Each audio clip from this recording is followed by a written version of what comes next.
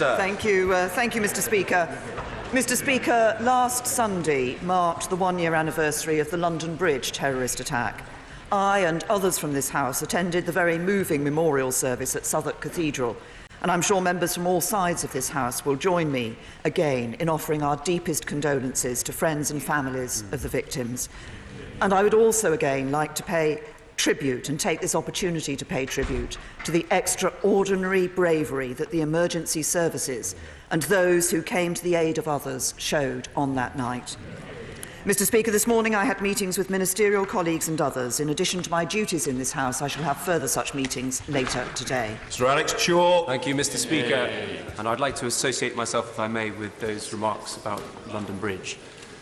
Mr. Speaker, the number of children growing up in workless households in the United Kingdom has fallen to a record low. Does the Prime Minister agree that to further drive opportunity and social mobility in our country, it is vital to support projects like the Cheltenham Cyber Park so that in the future all our children can go as far as their talents will take them? Prime Minister. I agree with my honourable friend. It is important that we ensure that all children have the opportunity to go as far as their talents will take them, and initiatives like the Cheltenham Cyber Park are an important element in that. But the wider point he makes is absolutely right.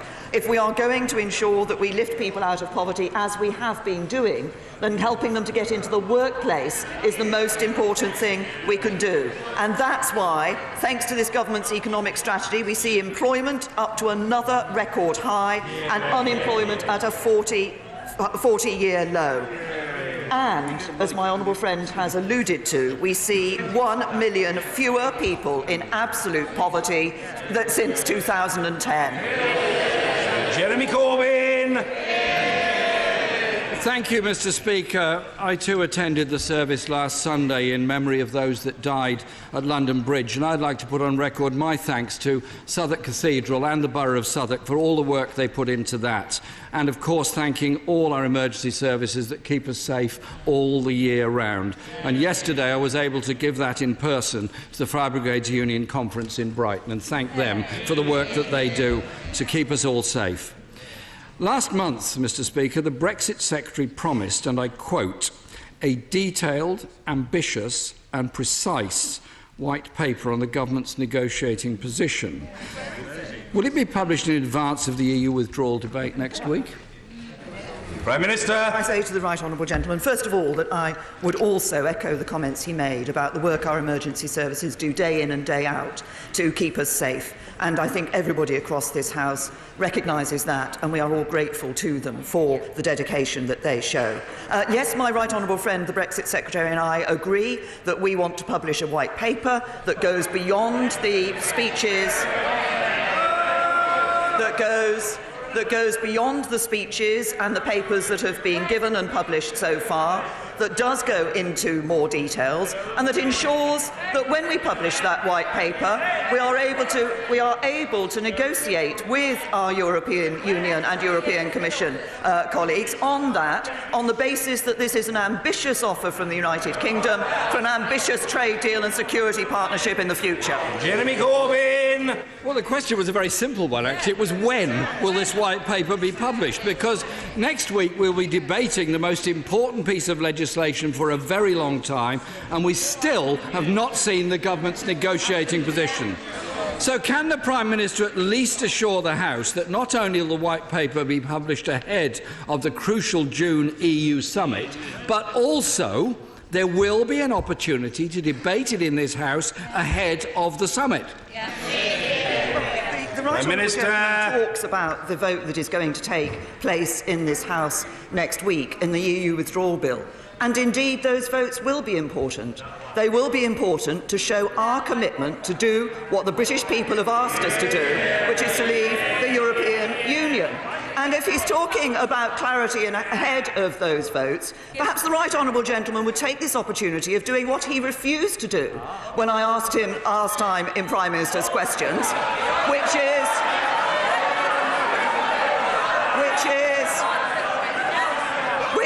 to stand up. Order! Mr Yassin, calm yourself. You're normally a model of calm and repose. Relax, there's a long way to go. Prime Minister. Thank you, Mr. Speaker. Perhaps the right honourable gentleman would like to take the opportunity of doing what he refused to do 2 or 3 weeks ago in this chamber, which is to stand up and rule out a second referendum.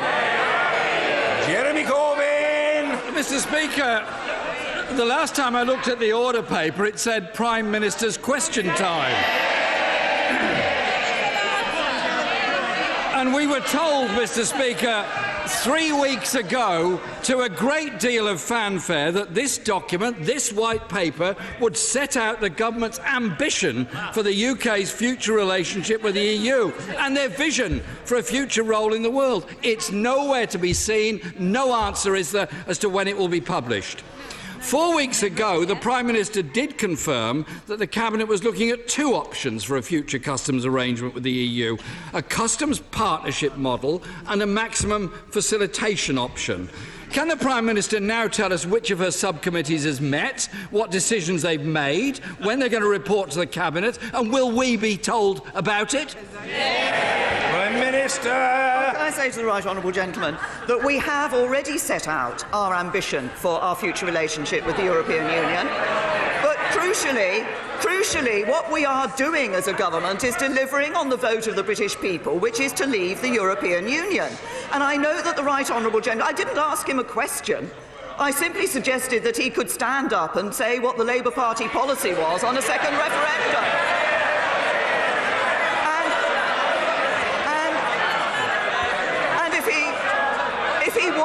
If he wants to enter this debate next week in the right spirit, then he will do just that and rule out a second referendum.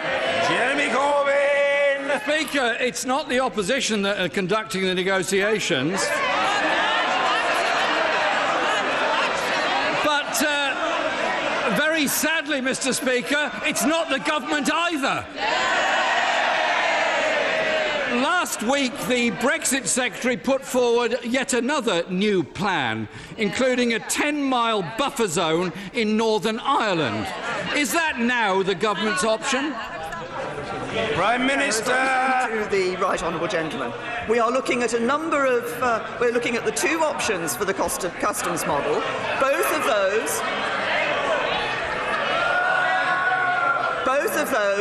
of those will do what we have committed to do, which is to ensure that we deliver no hard border in Northern Ireland, and we have been very clear in the December joint report about what that means. It also means that we ensure that there is no border between Great Britain and Northern Ireland, no border down the Irish Sea as the European Union proposed, and that is why we are putting forward alternative proposals to the European Union in relation to that issue, and we continue to negotiate with the European Union on all of the issues that need to be addressed before we actually bring legislation before this House for the withdrawal agreement and implementation bill. And I say to the right honourable gentleman,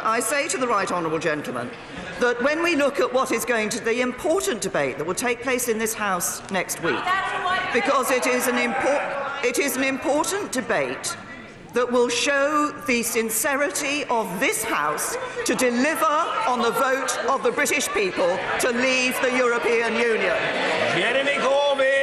Mr. Speaker, we've had no answer on the white paper, and I don't think we've had an answer on the buffer zone, but I could say the one thing the buffer zone proposal has achieved is bringing just about everybody in Northern Ireland and the Republic of Ireland together, and it was described by the Irish Chamber of Commerce, who said the idea is bonkers.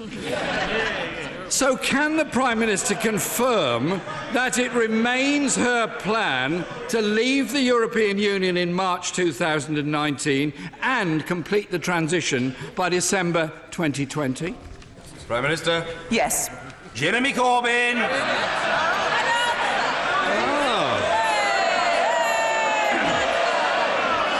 Well, Mr. Speaker, I look at the faces behind her and they're not all of one on this matter. The right honourable member for Ashford doesn't share her certainty.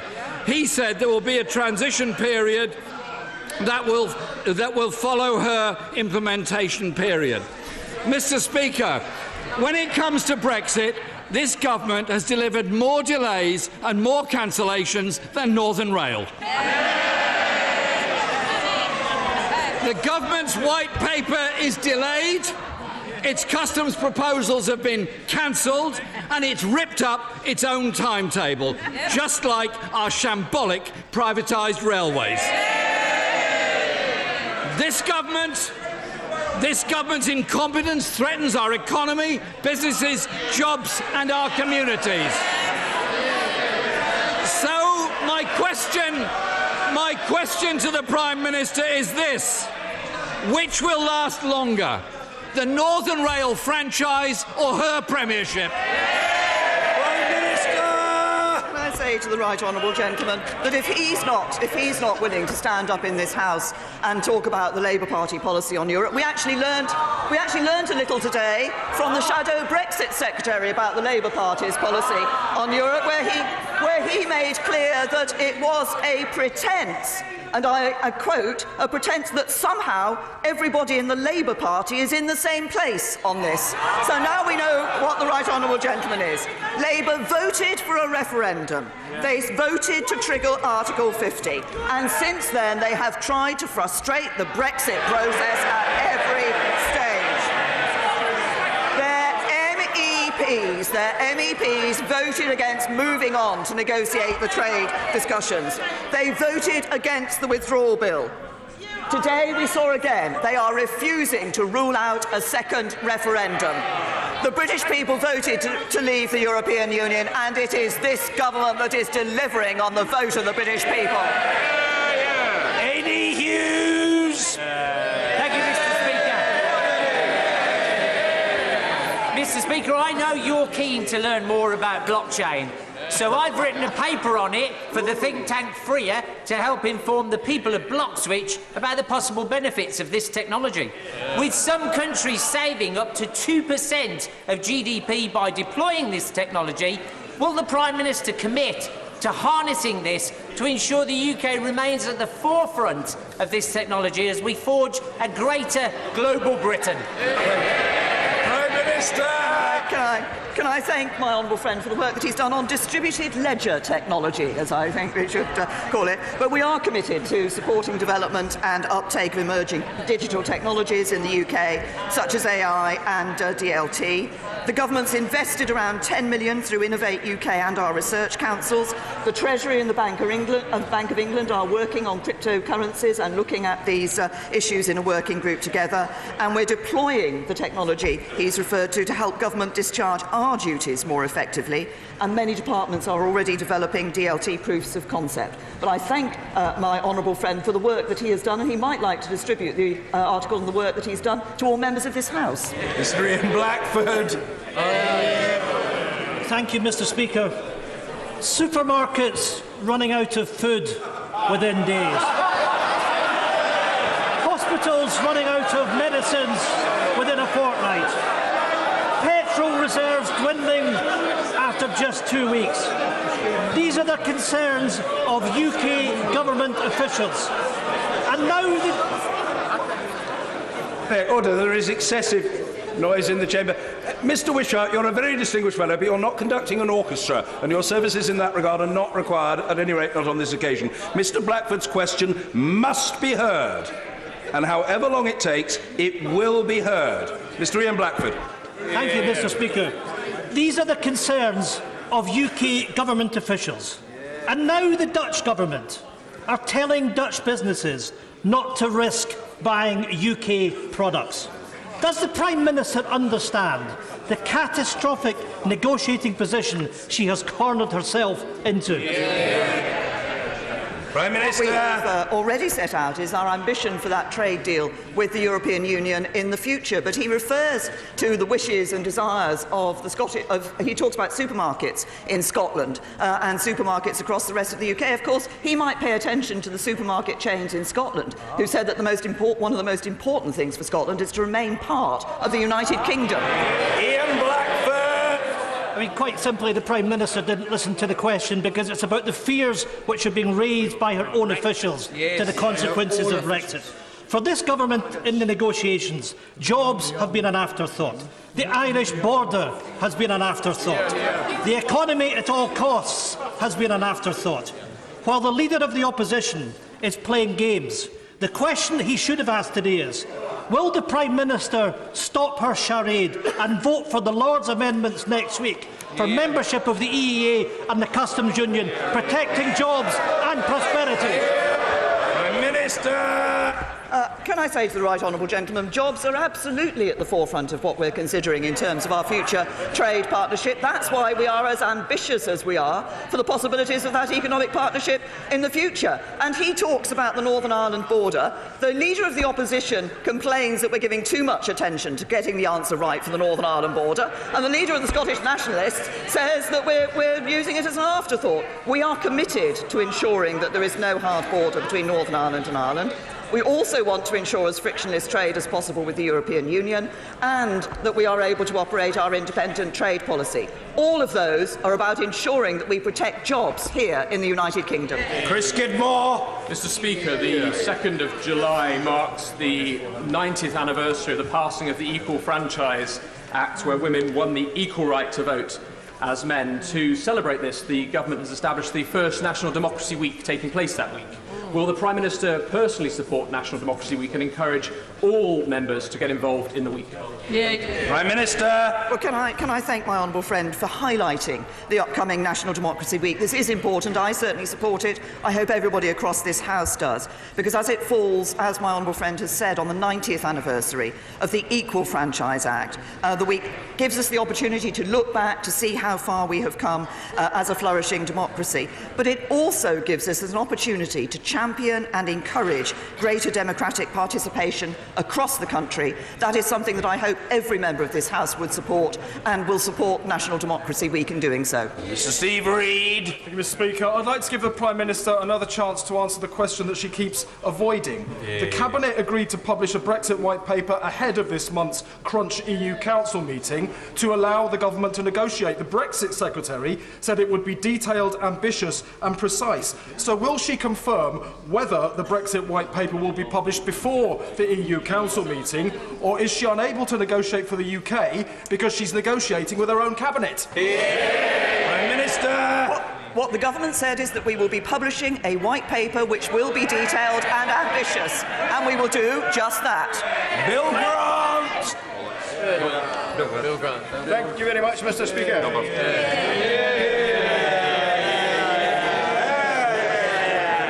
In the light of the publication of the SNP's latest independence blueprint, does the Prime Minister agree with the vast majority of Scots that this is not the time to drag us back to another decisive referendum on independence? Prime Minister!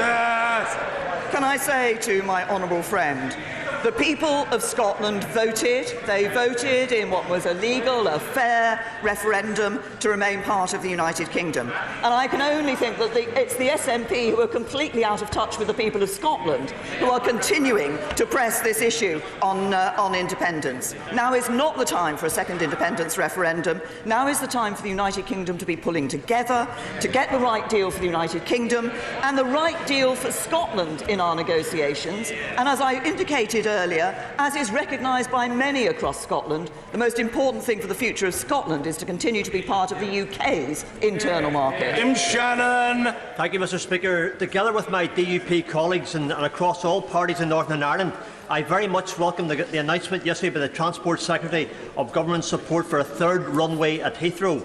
In order to secure additional jobs for the United Kingdom of Great Britain and Northern Ireland, business growth and to realise tourism potential, can I ask the Prime Minister to ensure that there is no undue delay in scheduling a vote on this very important matter? Yes. Well, Prime Minister. Can I first of all thank the honourable gentleman for the words of support that he's given for the third runway at Heathrow, and can I say to him that we will ensure that this vote is brought to this House in a timely fashion. There is a requirement for it to be brought within a certain period of time, and we will ensure that that happens. This is an opportunity to increase job opportunities. It's also an opportunity to increase connectivity with other parts of the United Kingdom, which in itself will be of benefit to jobs in other parts of the UK. Stephen Metcalfe. Thank you, Mr. Speaker. As my right honourable friend is aware, this government is investing more in national infrastructure than any previous government, from HS2 to the new Lower Thames crossing.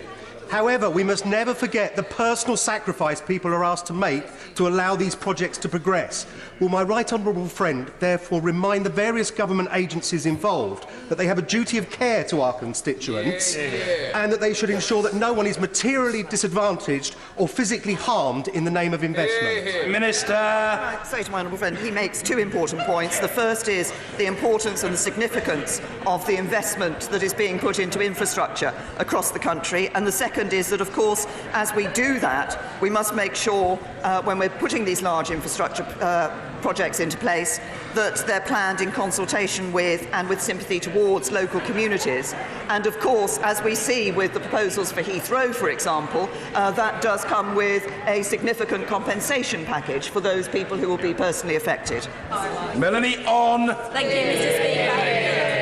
Grimsby Hospital has been forced to spend £50,000 a month, not on patient care, but on fees for doctors' visas. 85% of those have been rejected because of restrictions that the Prime Minister imposed as Home Secretary, preventing my local NHS from recruiting the doctors my constituents need. It's a waste of taxpayers' money. It's hitting patient care. When will she exempt NHS staff from the cap? Prime Minister. As I've said before in this House, we are aware of the issue that has been raised about that.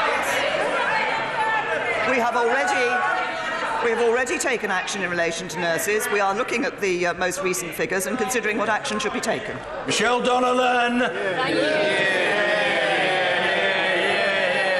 Some taxpayer-funded jobs in the UK are paid disproportionate amounts in relation to the roles done. Some town council clerks earn up to £90,000 a year. Chief executives of councils earn up to £250,000 a year, and we still have too many managers in the NHS earning up to £200,000 a year.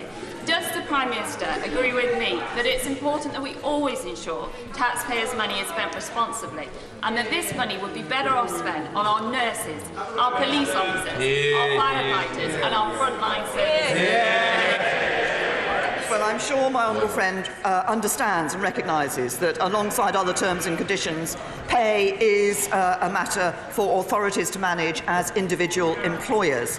Of course, since 2010, the government has put in place a number of measures to increase accountability and transparency on senior pay. The Accounts and Audit Regulations 2015 and Transparency Code 2015 require authorities to publish details of senior salaries for staff earning £50,000 or more, which is why we're now able to see the sums that are being earned. And we're also legislating on measures on another issue that has been of concern, I know, to members in this House, on capping payoffs at £95,000 and clawing back redundancy payments should a worker return to the public sector within 12 months of their exit, making sure that taxpayers' money is spent responsibly. Lloyd Russell Moyle.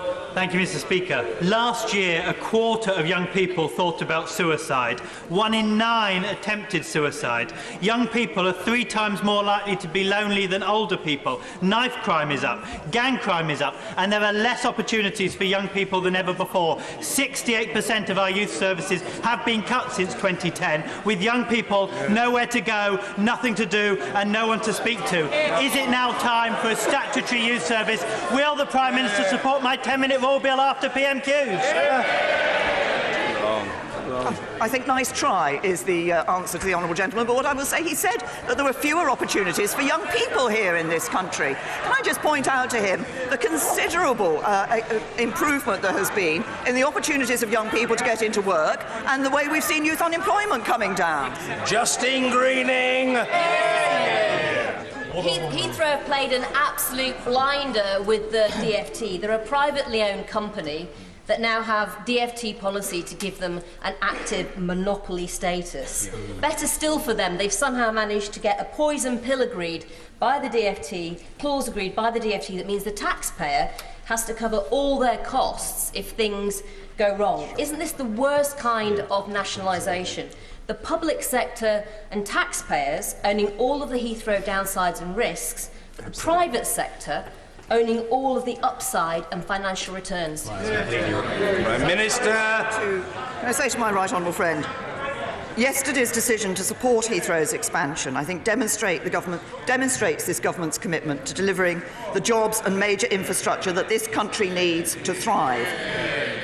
But the airport expansion will be fully financed by the private sector. The statement of principles is clear that it does not give Heathrow Airport Limited the right to claim any costs or losses from government should their scheme not proceed.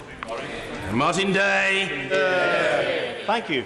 Beige announced limits to the renewable heat incentive for large projects, which places in jeopardy delivery of landmark renewable energy projects in strategically important industrial areas such as Grangemouth in my constituency, where the limit is inconsequential relative to the amount of heat energy required. Therefore, what actions will the Prime Minister take to ensure the future of the Grangemouth renewable energy project? Prime Minister. The honourable gentleman, he's raised a specific issue about the Grangemouth renewable energy project. My right honourable friend, the Secretary of State for Scotland, will be happy to meet with him and discuss that issue with him. Mr Henry Smith. Thank you, Mr Speaker. A majority of my Crawley constituents want to see their trains arrive without delay, and a majority of my Crawley constituents want to see Brexit arrive without delay. Please, can we have delivery? Prime Minister. Can I say to my honourable friend that we, of course, are taking action in relation to the issues on the railways to ensure that we do see the trains being able to arrive without delay, and we will be leaving the European Union on the 29th of March 2019, and the implementation period will last to the end of December 2020. That is our commitment, and that is what is going to happen. Sweeney. My constituent Georgie is 10 years old. He was tragically orphaned in February. He has lived in Glasgow since he was 3 years old. His only language is English, and he speaks it with the same accent as I do. Yet he now faces being deported to Georgia, his late mother's country of birth, becoming another statistic that suffers at the hands of this Prime Minister's hostile environment policy. Will the Prime Minister promise today that Georgie will not, under any circumstances, be torn from his school friends in Glasgow and sent to a country that is entirely foreign to him? The right gentleman has raised a very specific individual case. It is right that that individual case be looked at properly, and that is what I will ask the Home Office to do.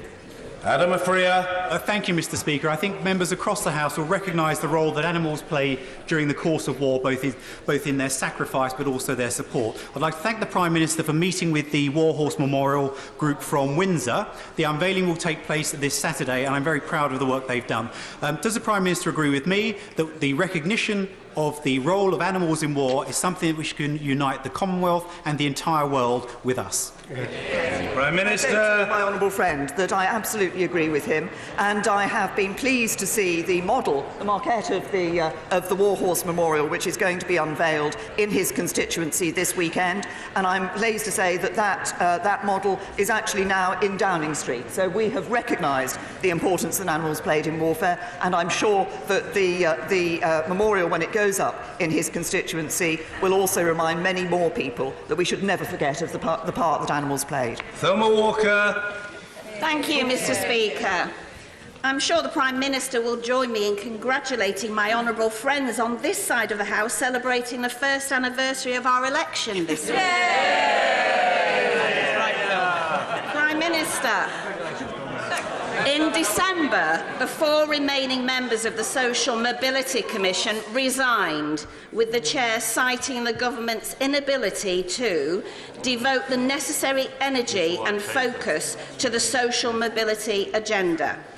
Does the fact that several key roles on the Commission were left unfilled for almost 2 years reflect this government's lack of commitment to achieving not just social mobility for the few, but true social justice for the many?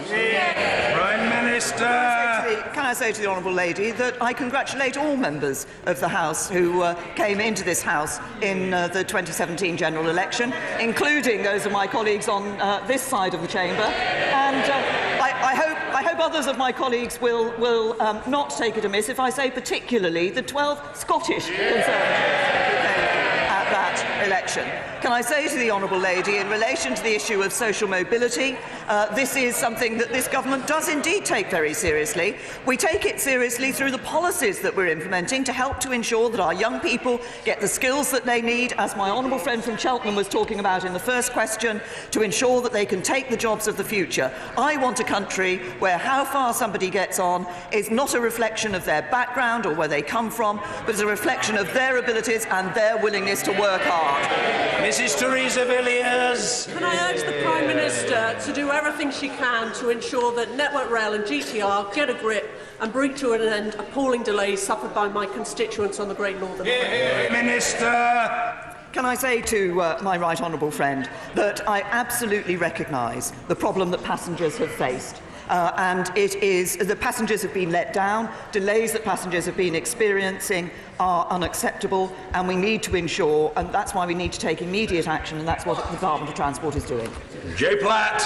Thank you, Mr. Speaker. ADHD is a condition that affects every part of an individual's life, from education and employment to relationships and social lives. And through the work of the APPG on ADHD, which I chair, we know that current diagnosis and treatment process is not fit for purpose. Data is not collected and there is a vast postcode lottery of waiting times. Will the Prime Minister therefore commit to collect and monitor this data and create a process that puts the needs of people with ADHD first? Prime Minister. Well, can I first of all say to the Honourable Lady, I commend the work that she is doing with the All-Party group on this particular issue, and I know that she takes this issue, as she has expressed through her question, very seriously. And as she will probably know, NICE has published guidance which aims to improve the diagnosis of ADHD and the quality of care of support that people receive. But she raises a particular issue about the data that is available. The National Institute for Health Research has awarded $800,000 to fund research to help identify existing services and gaps in provisions for young adults with ADHD. But on the data issue, the Department of Health and Social Care is exploring what data on ADHD diagnosis could be made accessible through the Mental Health Services data set. Mark Francois. Thank you very much, Mr. Speaker.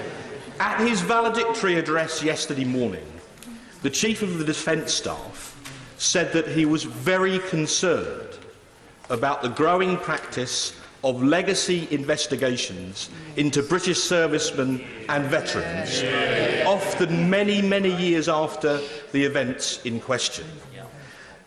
Within this House, there is also growing concern at the prospect of brave servicemen being effectively scapegoated by others for political or financial gain. We call our servicemen and women heroes. We should treat them accordingly. So would the Prime Minister be prepared to at least entertain some investigation into the concept of a statute of limitations in order to protect those who have served on the front line and also those who will follow them in the future? Prime Minister. To my honourable friend, as he said in his question, we don't just call our servicemen and women heroes, they are heroes.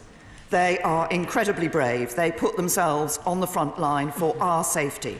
And we owe a vast debt of gratitude to our servicemen and women who have shown such heroism and bravery over the years.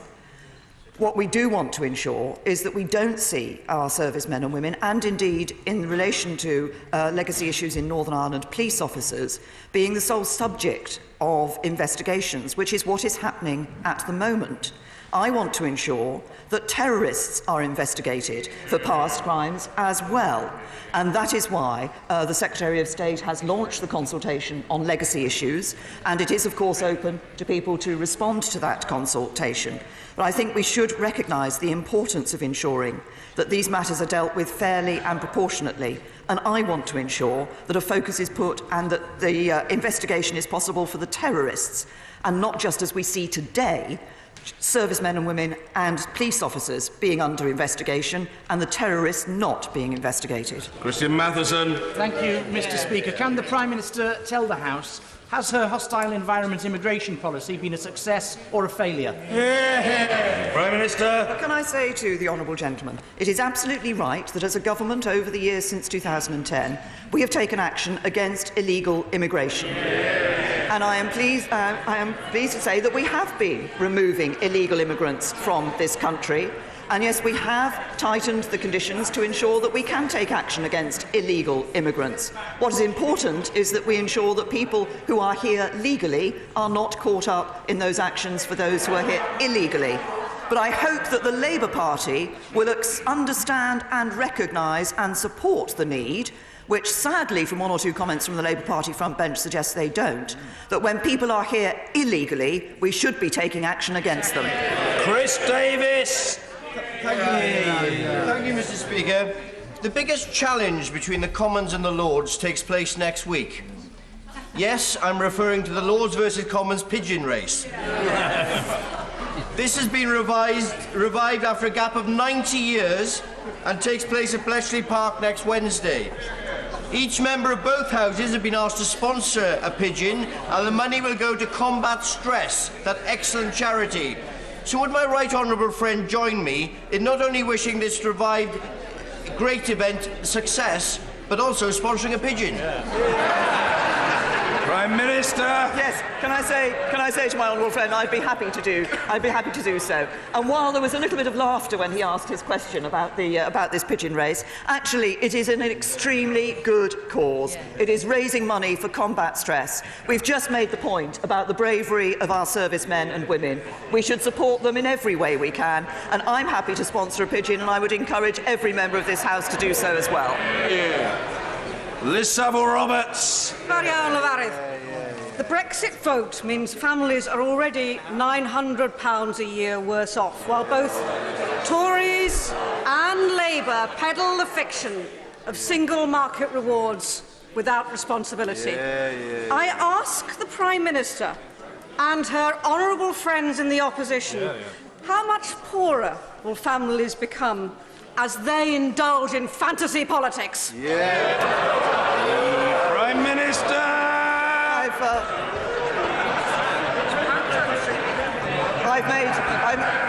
I've made clear to this House the ambition we have for our future economic partnership. Can I say to the honourable lady, she stands up and talks about fantasy politics. Well, perhaps she'd like to go out and speak to the people of Wales, who I might remind her voted to leave the European Union. David Duquette.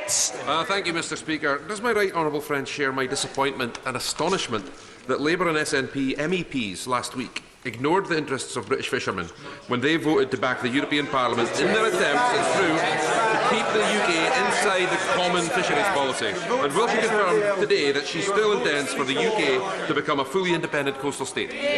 Prime Minister!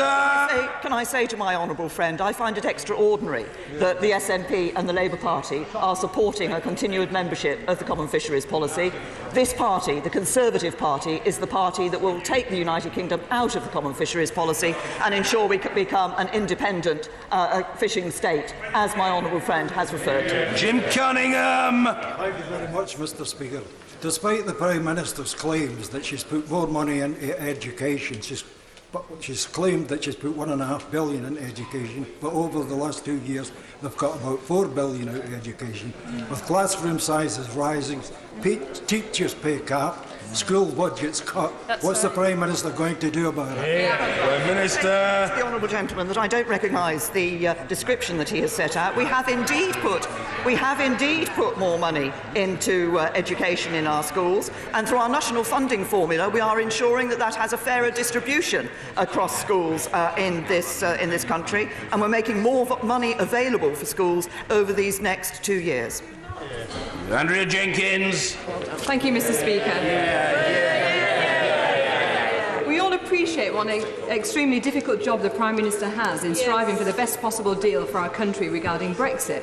But hasn't the time come that we reiterate to our EU friends, echoing the words of the Prime Minister herself, that no deal is better than a bad deal? And could I ask my right honourable friend, in what circumstances is she prepared to walk away from the negotiations, saving the British taxpayer billions of pounds?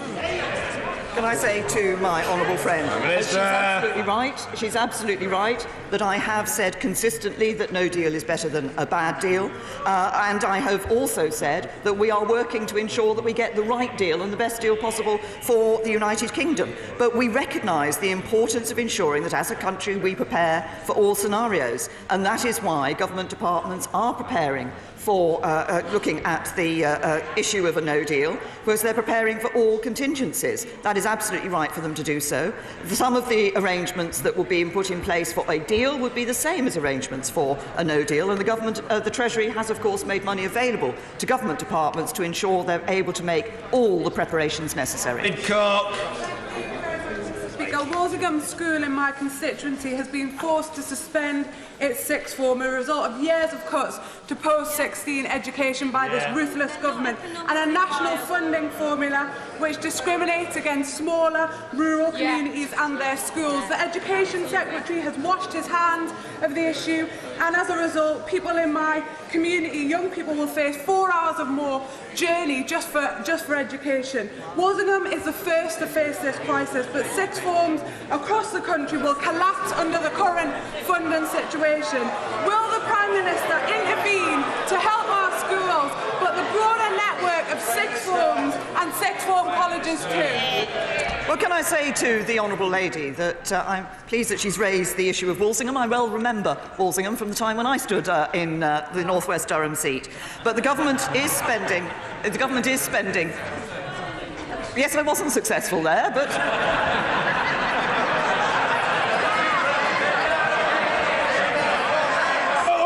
I hope he's not being suggested that that is some sort of savage personal indictment of the Prime Minister. Surely not. It probably wasn't very propitious territory at the time. The Prime Minister.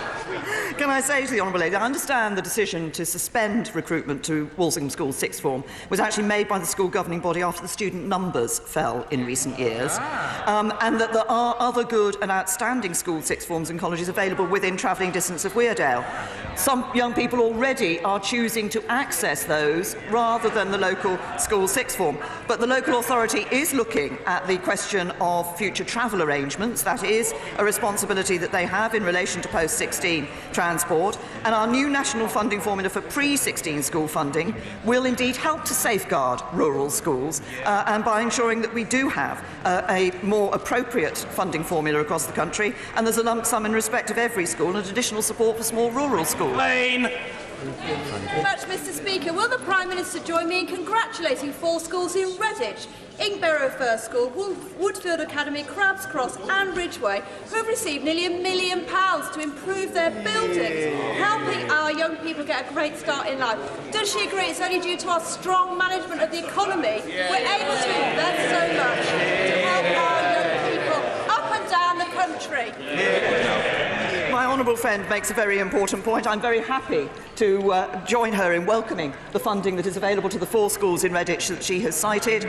This is only possible because we are able to put more money into our schools and education, precisely because we are managing a strong economy and a balanced approach to our economy that makes sure that that money is available, as opposed to a Labour Party that in government would borrow more, spend more, tax more, and lead this country on to brink of bankruptcy.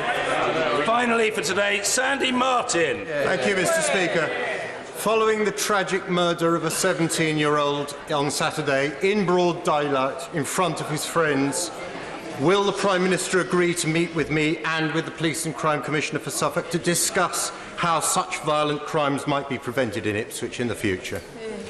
Prime Minister. To the honourable gentleman that, of course, we are deeply concerned about incidents such as the crime, such as the one that he has, as he has referenced, that has taken place in his own constituency.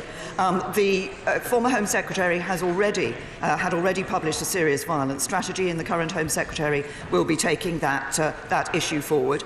And, of course, I'm sure that the Home Office will look very carefully at this issue to ensure that we are working with the police, every effort being made to ensure that actually out there we're taking the steps necessary to deal with serious violence, and I'll ask the Home Office Minister if he will be prepared to meet with the honourable gentleman to discuss it. Thank you. Order. Yes. Point of order. I'm coming to the honourable lady. Yeah. Point of order. Justine Greening. Thank you, Mr. Speaker. I wondered if you could give me some advice. I think the Department for Transport has not given the Prime Minister good advice. The statements of principles that was referred to... Order. Order. This matter deserves to be heard, and the Right Honourable Lady deserves to be heard. So, although I invited her to raise her point of order, I feel that the House is not able fully to savour it in the present atmosphere. So when colleagues have successfully beetled out of the chamber, preferably without noise, we might be able to proceed with our business and to accord the Right Honourable Lady the courteous